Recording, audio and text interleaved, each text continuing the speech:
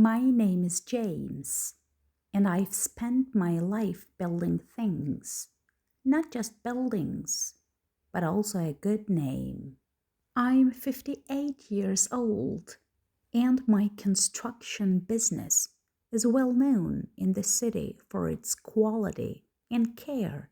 When people see me, they see a successful man, a widower who built a business from nothing. I drive a new truck, wear nice suits, and live in a big, quiet house. My life is full of work and lonely nights. One afternoon, I went to a hardware store to buy supplies.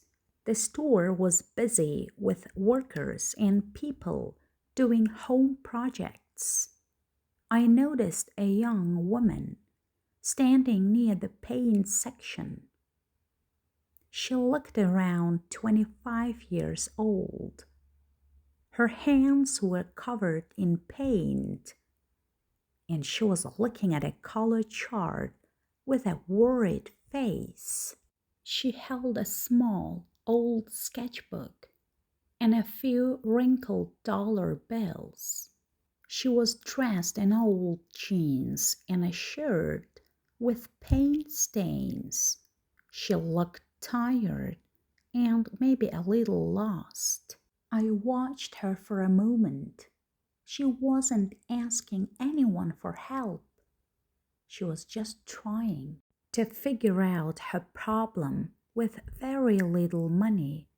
Her face showed frustration. It reminded me of myself many years ago when I was just starting my business. I walked over to her. "Having trouble finding the right color?" I asked. Looked up a little surprised. "Oh yeah," she said in a quiet voice. "I'm trying to find the right color for a wall painting, but all the paint samples are so expensive." "Let me help you," I said. "Pick the color you need. I'll pay for it." She looked shocked. "Oh no, you don't have to," she said quickly, her cheeks turning red. "I want to," I said. "Think of it as a small gift for a future artist." She paused, then gave me a smile. It was a beautiful smile that lit up her face. "Thank you," she said. "That's really kind." I bought her the paint she needed. Her name was Kate. She was an art student with big dreams and a heavy workload. That small act of kindness was the beginning of our story. Kate and I started meeting for coffee. Our talks were different from what I was used to. She spoke about art, about colors, shapes, and the passion behind her work. I told her about building, about the strength of a good foundation, and the joy of finishing a project. There was a big age gap between us, but it didn't matter. We simply enjoyed each other's company. She was full of energy and saw the world in a way I hadn't in years. She made me laugh and helped me forget the quiet, lonely feeling of my big house. One evening, we sat together in a quiet cafe. Kate looked at me with her serious, thoughtful eyes. "James," she said softly, "you make me feel like my dreams are possible." Her words touched me deeply. I had spent my life helping things grow, but I hadn't noticed how much I needed someone to help me grow too. In that moment, I felt a connection I hadn't felt in a very long time. Kate never asked me for money. She was proud and wanted to do everything on her own. But I saw how hard things were for her. She worked 2 jobs, and her hands were always tired from painting and lifting things. One evening, she looked worried. She had a big art project coming up, but she didn't have the space or the right tools. Kate, I said, I have a big empty workshop behind my house. It has all the tools you might need. Why don't you use it? It's just sitting there. She looked surprised. Are you sure? She asked. Yes, I said. Think of it as a gift from a friend, a space where you can create. She nodded slowly. Thank you, James. This means a lot to me. Soon, Kate was spending her days in my workshop. The quiet place became full of color, painting boards, and the sound of her softly singing while she worked. People in town saw us together, the old builder and the young artist. They started to whisper. Some said I was just someone giving her help, an old man trying to buy a young woman's attention. The gossip hurt, but I tried not to listen. I knew what we really shared: respect, support, and a quiet understanding. My daughter, who's also an artist, was coming home to visit. I hadn't seen her in a while, and I was excited. She called me while she was on the way. Dad, she said, I'm bringing a friend from a workshop I'm helping with. Is that okay? Of course, I said, happy to have more company. That evening, when the doorbell rang, I opened the door with a big smile. My daughter stood there, and next to her was Kate. For a moment, my heart stopped. Kate's eyes widened when she saw me. My daughter didn't notice the silent shock between us. Dad, this is Kate, my daughter said proudly. She's an amazing artist. Dinner felt tense for me. Kate and I said very little. Our eyes met a few times, full of unspoken words. My daughter chatted happily about art, not knowing the complicated truth sitting across the table.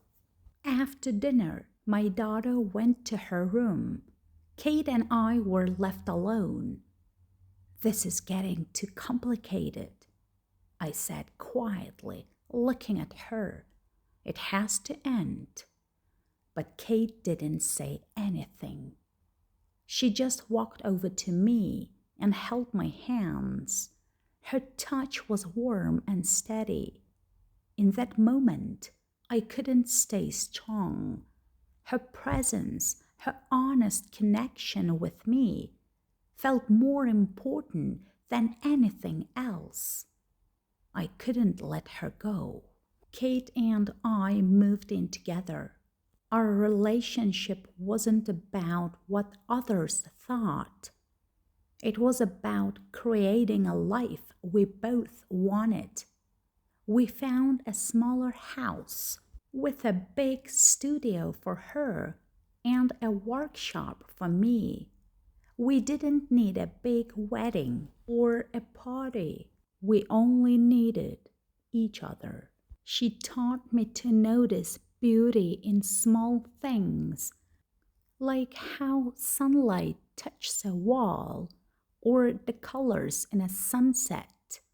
I taught her how to build things that would last.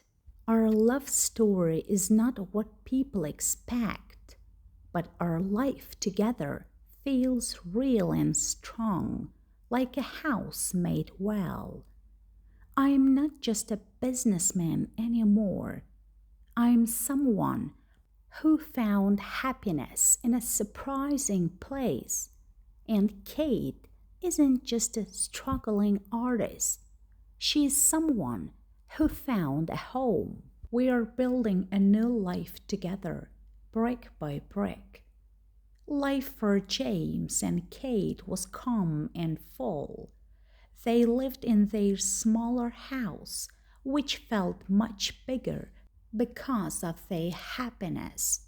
Every morning, James would go to his workshop in the garage.